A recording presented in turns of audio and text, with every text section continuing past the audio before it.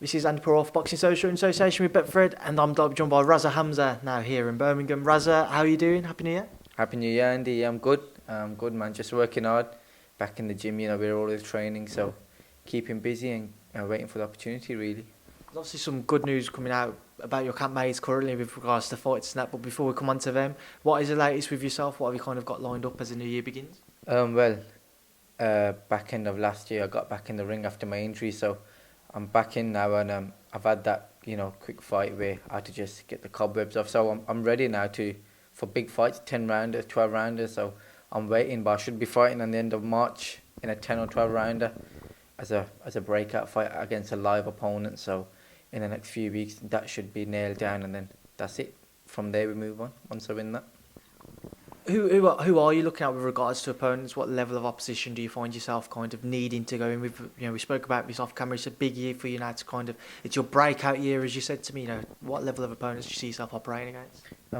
Being realistic, in the past I've called out people who have got belts and stuff, but and I know that ain't gonna happen, because it's like they've got a lot to lose and nothing to gain from fighting me, because let's be real, I'm a nobody at the moment, you know what I mean? However, we're going to look for somebody at the same level as me, similar record or similar level, and, what everybody knows about by looking for a big fight. So once I win that, then after that we can start moving on. But someone at the same level as me, which once I beat, then I can move on for titles and stuff. How many times do you think you'll be out this year? How active do you anticipate you'll be? It depends, really. You can have 4, 5, 6 rounders, but I don't want no 6 rounders now. It'll be all 10 and 12 rounders. So 3 or 4 times, 3 or 4 10 rounders or 12 rounders in a year is a very good year, as you know. So I think, let's say 4, but I'd be happy with 3, because that's good then, you know what I mean? And if the big fights as well, 8, 10 week camps, it's going to be good for me. Are you feeling any added pressure this year? Because you said to me, you find this will be your breakout year. Do you feel any added pressure to make an impact, at least, if not at least, on the British scene to further afield? Not really, How I look at it now is I've been a pro for 5 years, you know what I mean? And, there's no beating around the bush about it anymore. I just want to get down now. I want to see how good I am. You can do everything in the gym. You can do good in sparring, and that, but sparring's not fighting, and nobody's seeing if I'm that good or if I'm not good. So there's no pressure, really. I just want the right fights now. I want to fight for something. I want something around my waist, and if the right opportunity comes and it makes sense, I'll jump at it. But you know me, I'll fight. I just want to fight now. Do you know what I mean? Against good people, and I want the respect I deserve, which that's what I believe, and I believe in myself. So, we'll just see what happens when the opportunity comes. You've sparred with the likes of Naoya Inoue, somebody who is starting to gain back recognition for being in people's pound for pound lists. When you've sparred with him, how do you feel you cope with him? Are you able to deal with him? Does he get the better of you? How do you find yourself in the ring with him? It's I'm one of them fighters who can adapt. Do you know what I mean? He's good, but I spar Cal as well, world champion. So I'm always in the ring with world class athletes or elite athletes. So I find it, once I've done a round or 2 with somebody, I can adapt, because I know them what they're looking for. And with my ring IQ, I'm not saying I fought anyone, but I've been around for years, as a top amateur, and been a pro for years and been around. I think I can adapt, and he's good, very good, obviously. Do you know what I mean? But sparring, and you got 14-ounce gloves on. Them shots that you're hitting me around the elbows and that, and small 8-ounce gloves. Me, vice versa. It will be different, but. In sparring, I feel like I'm comfortable when I'm sparring and stuff, and which is a good thing. But once again, sparring is sparring, and fights are fights. You know what I mean? That's what I was going to ask you. Obviously, you just said about sparring, and a fight is a fight. But when you are with these guys, do you kind of, in your own mind, do you feel you're good enough to operate at a certain level? If so, where do you think, if say a promoter's come to you tomorrow and be like, we can give you this fight against this person, it could be a world champion, could be a European champion, etc. What level do you feel you could operate at, even though you obviously have to go through the procedure of working your way up to it? For me, Andy, it's I'm my biggest demon, do you know what I mean? And I believe the only person who beats me is myself, and that's me being real to you, that's me being honest. I know how good I am. My trainer will tell you how good I am. My teammates will tell you how good I am. People who have been around me for years will tell you I'm dedicated, I work hard, and I really do believe in myself. But what level I can go to, I don't know. Literally, I don't know. I'm not even had an English title fight yet, or a British title, or a Commonwealth title fight yet. So like, I don't know. But once I'm in the ring with somebody who's a good opponent or a champion or something, then you'll see if I'm good or not. You can blow smoke up your own ass and believe you're the man and that. But until I fight anyone, nobody will know how good I am. If I'm good or if I'm not good, you know what I mean? And that's me being straightforward and real. Like, I'm not a big-headed kid or anything, do you know what I mean? But I believe when I get the right opportunity, people will see I can box, I can fight, I can make you miss, I can make you pay, I can do everything you want me to do in the ring, but I need the right opponent. I mean, I've been in with journeymen, do you know what I mean, who know how to survive. And you know what, it might sound bad, but some of these journeymen are better than these prospects because they can take a dig. Yeah. They can like take a dig where I'm hitting a journeyman with a stiff jab. If I hit one of the prospects with that, it'll be different, do you know what I mean? But once I'm in with a good fighter, like you'll see if I've got it in me or not. I mean, obviously, just to move away from yourself, a word on your campmates, Yafai, we had it last week, announced Roman-Gonzalez out in Texas. Your thoughts on that one, and how excited are you for Cal to have this big fight finally? I'm very excited for him. Like, I've known him for years now, do you know what I mean? But I've been only training around him for about a year and a half. But he puts his heart and his soul in this game, and if you know anybody who knows him, they know he's very dedicated and he lives and breathes boxing. I'm just so excited for him, and I can't wait till he proves all the haters wrong, because like a lot of people say he ain't fought somebody on that level before, but I think it's the perfect time for him. Everything happens for a reason, and I believe this is the perfect time for him. And I see him in the gym, and he's ready, he's hungry, man. He's going to do it. Believe me, he's going to do it.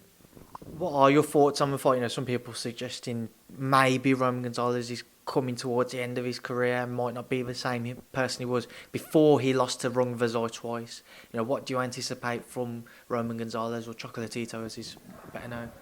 It's not too much him coming in to the end of his career. It's Cal coming into his own, I think. And I mean, the frustration he's had waiting for this mega fight, I think it's him coming to his own. And I think that alone, whether Gonzalez is coming to an end or not, I think the hunger he's got in him, Cal, and the determination of beating him. I mean, that was once upon a time one of his role models, you know what I mean? So I think that alone will push him, and he will beat him. Whether Gonzalez is over the edge or not, but I think it's a perfect time for everything for Cal. Obviously, I spoke to Eddie Hearn out in Saudi Arabia, and he said the fight was pretty much made between Cal and Estrada. Before Estrada obviously had to pull out a couple of times for injuries, and Cal just said to me there, said it himself, you know, the fight was agreed, and then Estrada had to pull out. What would you have liked to have seen instead? Would you like to see Estrada your fight or Gonzalez your fight? You know what? Like, I don't know.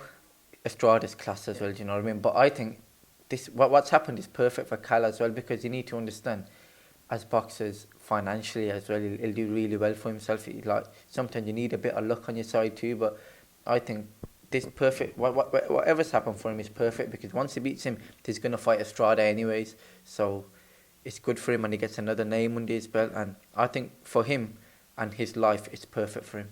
Perfect. And then on to Kamal Yafai as well. Kamal obviously has had a tough couple of years because of injuries and that. Came back last year in Manchester, were victorious. And now he's looking towards 2020, European title shot on the verge of being announced by all accounts. What are your thoughts on Kamal, seeing him back in the gym?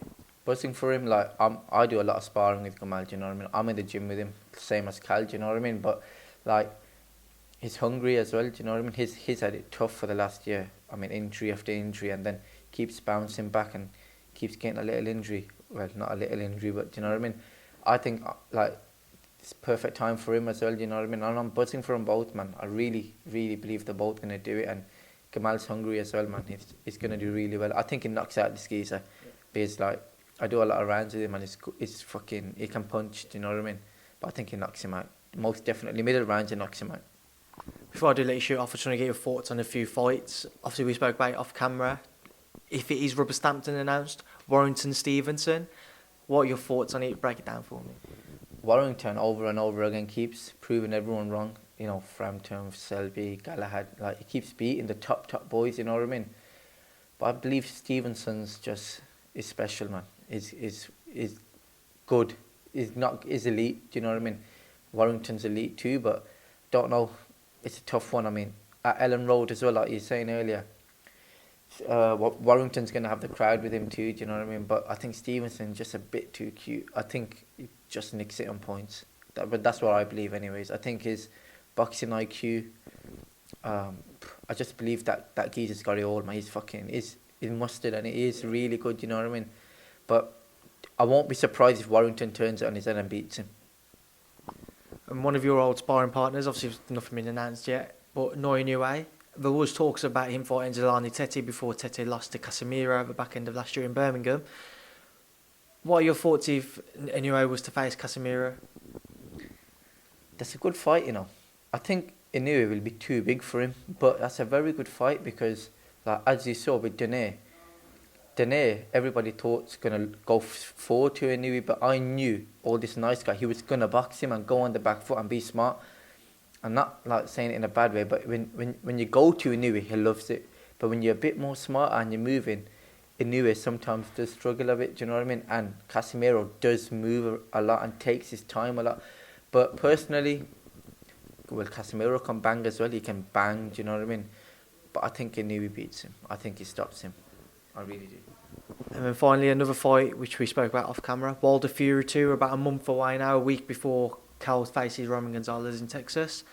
Just break that one down for me again. What are your thoughts on it? I mean, Wilder, after the last one, said he had an injury or something, didn't he? But, I mean, with Wilder, he's got 36 minutes to land one punch. Do you know what I mean? And he will probably land that one punch. It might be in the last second of the last round, like we saw it last time. Was it the 11th or something? Yeah. But then Fury can outbox him too, but I don't know. Heart says Fury, head says Wilder. Wilder knock out Fury points. If I had to make your pick? Wilder. Oh, Raza Hamza, we will leave it there now because I know that I'm keeping you whilst you should probably be training. But I'll let you crack on. As always, it's been a pleasure. I'll catch up with you soon. If I can speak to myself on Boxing Social. Thank you, Andy. Thank you very much.